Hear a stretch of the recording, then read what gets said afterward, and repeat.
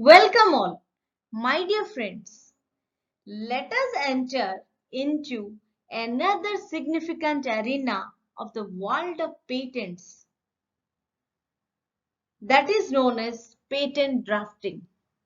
So, after having a lots of discussions on the most significant sections, rules, and forms of the Patents Act 1970 and the Patents Rules 2003, respectively, let us enter into this beautiful and most important arena of the world of patents. Okay, so let us continue with patent drafting.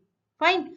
So, patent drafting or otherwise we can say patent specification writing. Okay, and today I have taken the topic patent specification. Okay, so let us proceed with this. Now, a beautiful thought, friends. Just listen it carefully. Grasp the essence from the seed and let it drip from your fingertips. I'm again reading it, friends. Grasp the essence from the seed and let it drip from your fingertips. And that's called drafting. I hope it is clear. Fine. That means I have tried to explain you this term drafting in a literal way with showing some beautiful clips. Fine. I hope you get it. Okay. So let us proceed.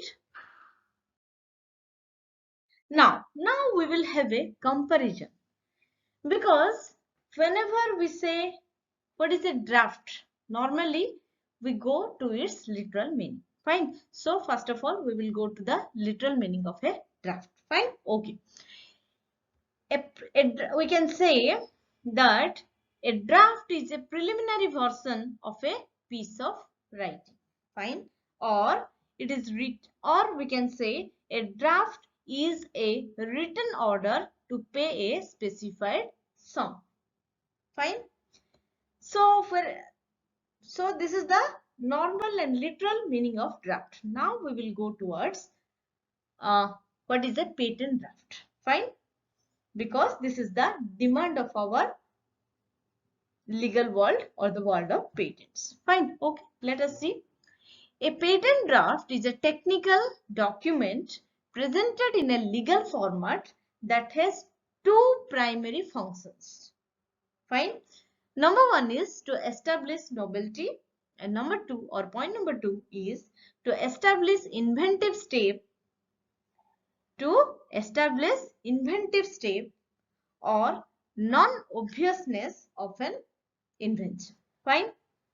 Also, we can note it that patent drafting is the process of writing the patent description and claims. Fine. When the patent is issued, the draft is the specification part of the document. So, whenever you will try to understand the meaning of this statement that I have written in the note part, then your confusions will be clarified. Fine. So, just remember, patent drafting is the process of writing the patent description and claims. Fine. And when the patent is issued, the draft is the specification part of the document. Fine. So, the comparison has been done. Let us proceed. So, friends, after discussing about 4 contents of complete specification, now it's turn for the 5th one. And the 5th one is statement of the invention. As you can see the same thing from this slide that I've already used in the older video lectures. Fine. So the topic of today is statement of the invention. Okay. So actually here I have given a oblique statement of the invention or summary. That means state of the invention is also known as summary. Fine. So let us start. First point. This section is also known as statement of invention. That means actually friends, we can say this section is known as statement of invention or summary, vice versa. Fine. You can use anything from this too. Okay. The next point is it precedes the detailed subscription. Sorry, it precedes the detailed description section that describes the actual implementations and embodiments of an invention. Fine. Okay. So let us proceed. So we can say that summary continues. Okay. The goal of writing this section is to provide an accurate, readable, informative, understandable and very concise description of the invention. Okay. So, very concise description of the invention is provided here. Fine. The next point is it puts forth distinguishing noble features of an invention for which patent protection is desired. Okay. This we can say that it puts forth distinguishing novel features about what?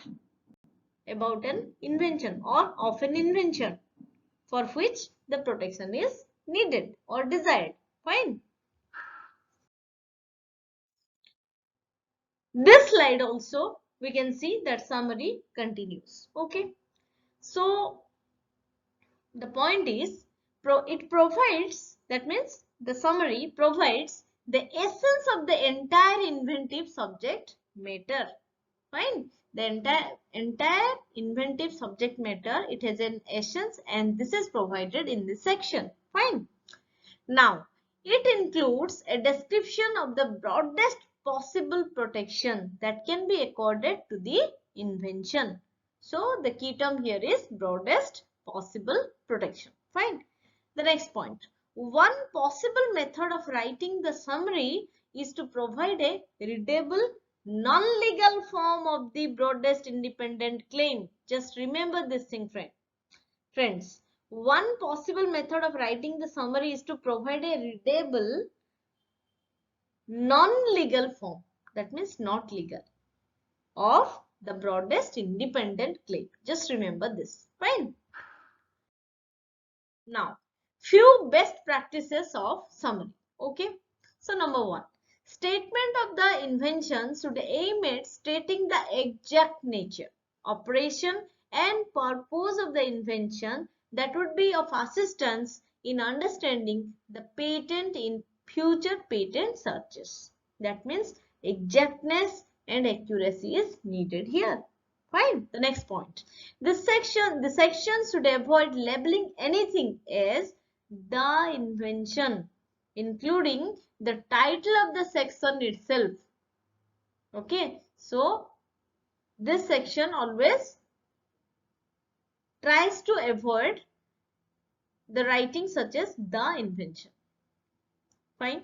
For example, it is preferable to use summary rather than summary of the invention. Okay, so summary is the correct one, acceptable one. Fine. The next point.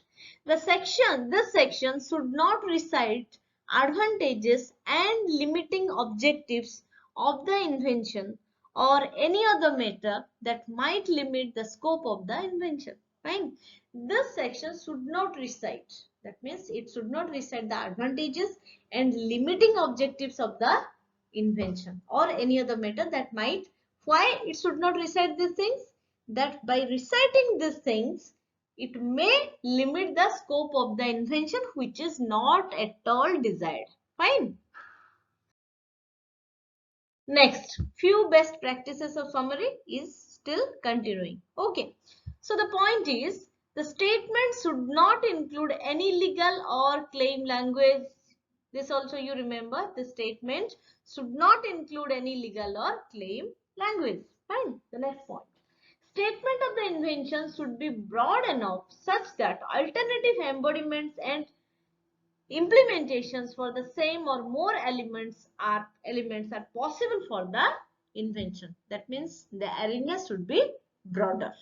Fine. Next. How to write summary. Okay. what is the process, or we can say what are the significant points. Fine. Okay. The first point is summary generally covers paraphrased independent claims. Point number 2, dependent claims may also be included. Point number 3, summaries should start with some phrase like, in an aspect of this invention, a method and system for dot dot dot is provided. Fine. Next point, or point number 4, to add more points from other independent claims, use in another aspect of this invention. Fine. And the fifth point is, don't use wherein, comma, said in the summary. Okay. Now friends, the most awaited section for you, this is question section. Okay, so let us see what are the questions for you. Question number 1, summary is otherwise called as, that means I am remaining silent, that means summary is otherwise called as what? Okay. The next question, it is preferable to use summary rather than summary of the invention as a title. True or false? True or false? You have to write down. Fine. Okay, so please go through this all these slides of this video lecture. If you have any doubts, if you have compliments, comments, queries, etc., please write them down or put them down in my comment box. Okay. Happy learning, keep enjoying. Fine.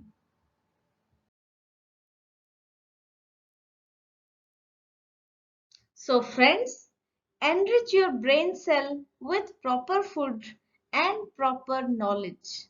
So thank you all my dear friends for listening to me and watching my video. Please like, share and subscribe my channel. Please keep questioning. Please keep learning and keep enjoying. Thank you so much. God bless you. Jai Hind.